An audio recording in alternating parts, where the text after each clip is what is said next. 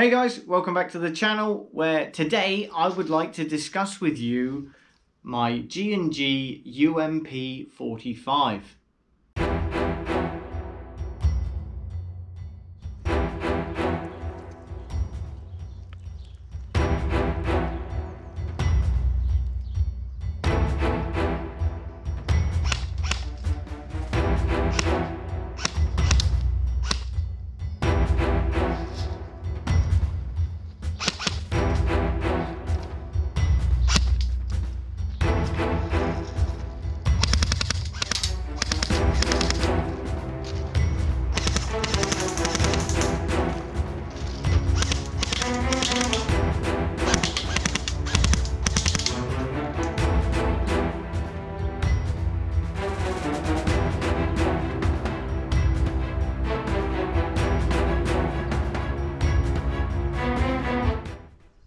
So, the UMP45, like a lot of HK products, probably needs very little introduction. These things have been seen in a host of video games already, most notably, probably for me anyway, Rainbow Six Siege, where you can find the UMP in the hands of Castle and Pulse on the SWAT team. And to be honest, in terms of real world application, that's probably where the UMP can be most readily found in sort of law enforcement guises. In terms of airsoft, I'd have to say, certainly here in the UK, the G&G variant is one of only two real readily available options to us. If you shop around a little bit, I understand there are some gas blowback variants and that kind of thing. But certainly the most readily available are the G&G and the Golden Eagle. So let's make our way through this particular version and we can come to a sort of conclusion at the end of the day. So as ever, with all of these things, let's go tip to butt and start off up at the front, where we are presented with a very disappointing notion. We all know how I love a 14mm counterclockwise thread for all of my tracers and suppressors, and what we're given here is a female 12 clockwise thread, 12mm clockwise thread. So no, you're not going to be able to use anything. It's much more sort of akin to a pistol setup. Of which I have nothing to use on it, unfortunately. You may have, but like I say, I find that pretty disappointing in this day and age, and it's probably a realism thing in terms of the sort of real HK setups, but for me, for readily usable situations, it falls a little bit short of the mark, I think, in this day and age. Everything's sort of fallen into that industry standard 14mm counterclockwise. So it's a little bit disappointing to see this is still of a different kin, if you like. What we have in terms of the upper and lower receivers is entirely polymer. This is very akin to the real setup, actually. It's not uncommon for HK products, certainly the UMP45, the G36 are all sort of polymer builds as well. So yeah, we can't really argue with authenticity here. What I will say is the polymer is very, very good, very strong, very robust, and presents absolutely no flex or wobble of any description whatsoever. So nothing to worry about there or be disappointed about in any way, shape or form. The presentable iron sights leave a bit to be desired, I find.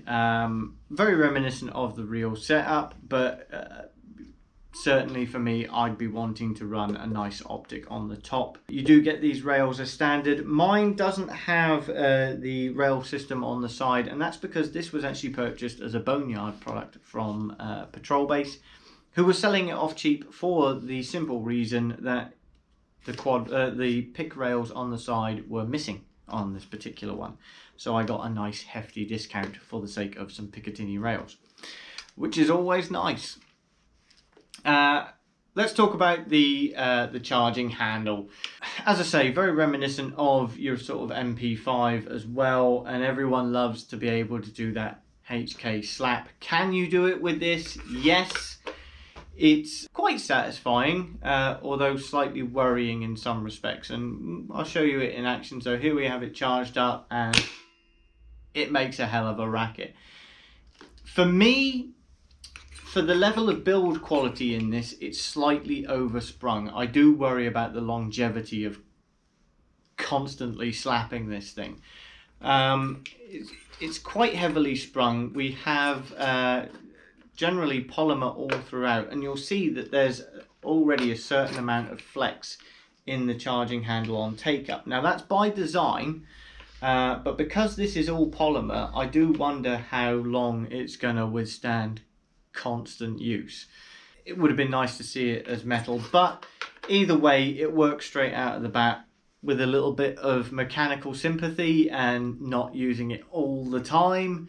You might get away with it over long periods, but certainly I won't be HK slapping this thing too often. Obviously this does, pulling back the charging handle, does give us access to the hop-up adjustment, which is very nice, quite accurate actually. The hop-up on these are very, very good, and you certainly won't be disappointed in terms of performance, but we'll get onto that a little bit later. We have a mock bolt release which does nothing, as you would expect, and we have a truly cavernous 400 round magazine. I was surprised by this, I've got to say. I didn't look at how much these would hold prior to purchasing this, but yeah, it's more than an M4 or a lot of G&G M4s. Yeah, truly cavernous. You can lay on the trigger of this thing all day long, and it's like running a mini LMG in some respects. Good magazines. If you are wondering whether they are interchangeable with the new G&G SMG 45, they are not. So that's slightly disappointing. These are a touch wider. So it's a purely proprietary affair. Whether the magazines that come with the Golden Eagle variant will fit in the G&G, unfortunately I don't know. I would hazard a guess, as they are very, very similar setups and very similar weapons in general, that they would, but don't count your chickens on that. The trigger, I find, is pretty good.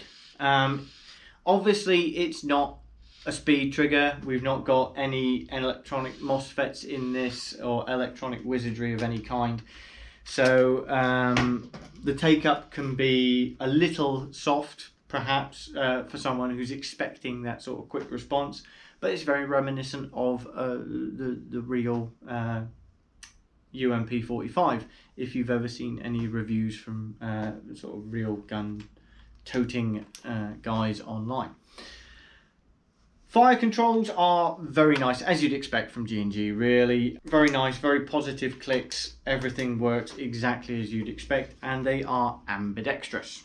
Moving back, we have the folding stock, which again, if you've seen my review of the Striker 45 or the LWRC 45 or the PCC 45, depending on what name you want to give it, these are pretty much identical. And that's no bad thing. This is all polymer in its build, but it is extremely robust, very, very well put together, very strong, zero flex, and has some nice built-in rubberized textured sections on the top for your cheek weld, and certainly at the butt pad at the rear. Again, sort of a concave design, shoulders very nicely, very grippy indeed. Never going to let you down, absolutely assured of that. When folding it, I have found it to be a little bit difficult to actually lock into place.